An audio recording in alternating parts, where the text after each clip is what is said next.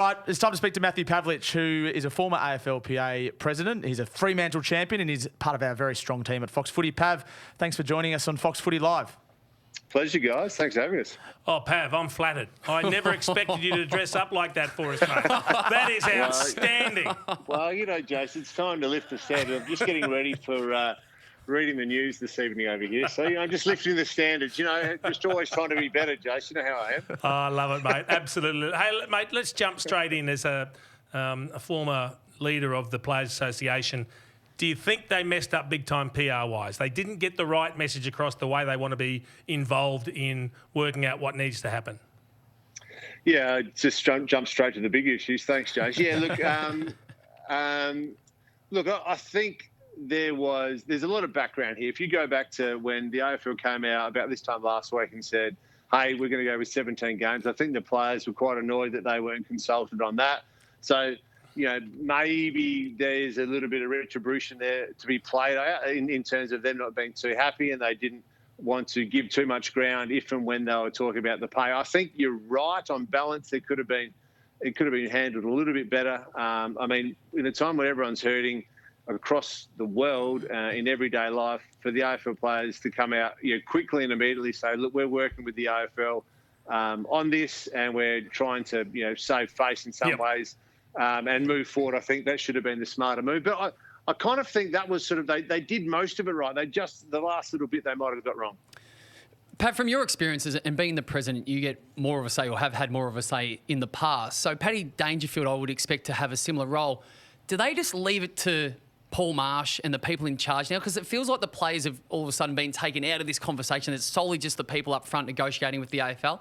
Would that be your understanding? Yeah, I mean, yeah, you have to put the faith in the people that you employ. It's a bit like, you know, any type of business out there. The CEOs are the ones that are, you know, at the cold face. As a chairman or president, you're, you know, helping or guiding or at least giving a balanced approach from what, you know, the people are saying out of the organisation. I think, you know, it's wise for someone like Patrick or some of the other people that sit on the board to put the faith in the likes of the executive, but also put the faith in the likes of Gill and the people of the AFL. You know, they're trying as best they can to orchestrate a way out of this really tricky situation financially. Everyone's feeling the pain.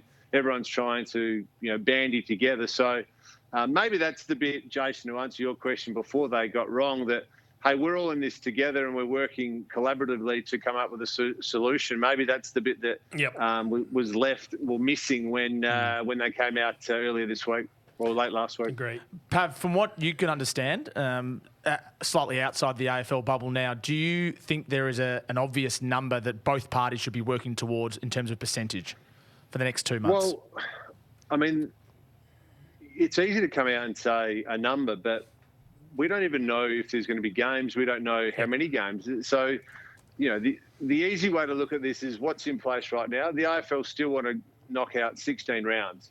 So, you know, on that basis and on the basis of being 16 minutes, it all talks to 20%. Now, the AFL obviously want more because they're probably thinking the revenues aren't going to come in from the broadcasters, from sponsors and everyone else. There may not be games. I mean, my view would be let's work out a percentage, commit to that for a time being, and then revisit it in time. We all want this to be solved straight away, but the problem is no one knows what tomorrow looks like, let alone 3 or 4 months. So instead of, you know, being trigger happy and pulling the trigger right now on big numbers and what it looks like, let's just commit to something for, you know, the time being. And it sounds as though they were getting close to that last night. But, you know, don't lock yourself in right now when no one knows what tomorrow holds. Pav, you were at the game on the weekend over in the West, the last game of round 1, 2020. Did you speak to any of the players pre-game to get a feel of what they were talking about and just their general feel, knowing that after this 2 hours, we literally don't know what the rest of this season could look like? What was their take on it? Would have been a strange feeling, wouldn't it, Dowd? You know, going into that game knowing that it effectively was inconsequential, or it could well be. So I had the opportunity to speak to Tim Kelly pre-game. He defined it or described it as dull. It was a dull feeling.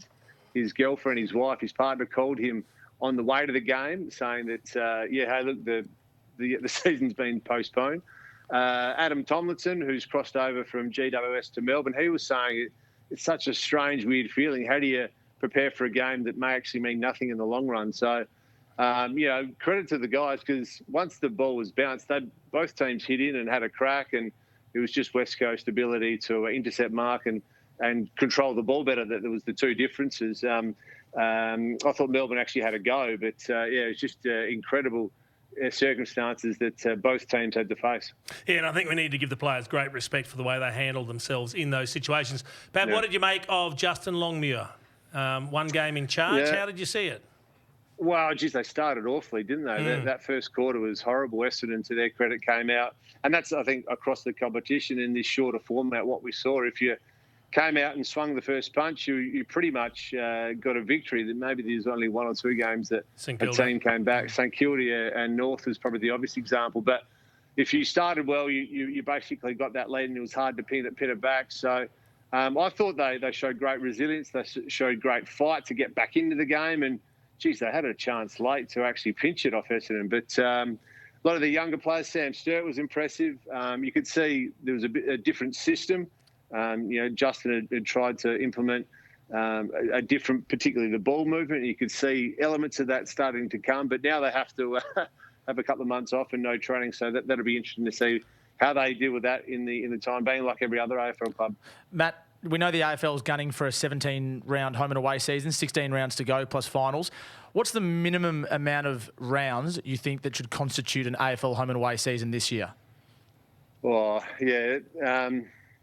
On the surface, 17, but I think what would be palatable, what would pass the pub test? If you're sitting around and said, there's only 6 games, that doesn't feel right. If it gets to sort of 12 or 15, you kind of start thinking then, that's pretty close. But ideally, you play everyone once, and that constitutes a season. Now, we're all probably sitting here right now thinking that that's not going to happen. But so if they get a dozen, if they get 15, is that enough? Maybe it is. I know you're a busy man, Pav, running Western Australia. We've only got you for another 30 seconds. Favourite movie before we let you go, mate? There's your place, Jason. You come over next time, mate. So. Give me a spell. What's your favourite movie, mate? My favourite movie, I think I've somehow locked you out there. I'm not sure if I've done this the right way. It's not a great look, but it's okay. There we go. Oh, there's got a portrait. There we go. Jerry Maguire. There we go. Do you like Jurassic Park, Pav? Yeah, I did when I was 12. Yeah, he's an adult. He's an adult. Great answer. He just clipped you with beauty. Okay, we're done with you. Thank you to Matthew Pavlich. Thanks, Pav. There you go. Thank you. Good on you, Pav. You didn't find that funny, did you? A cracker. Why'd you find that so funny? Because when he was 12. Because he's an adult, and adults don't watch All right, Jurassic Park. I've had enough of you both. Time for a break. More footy soon.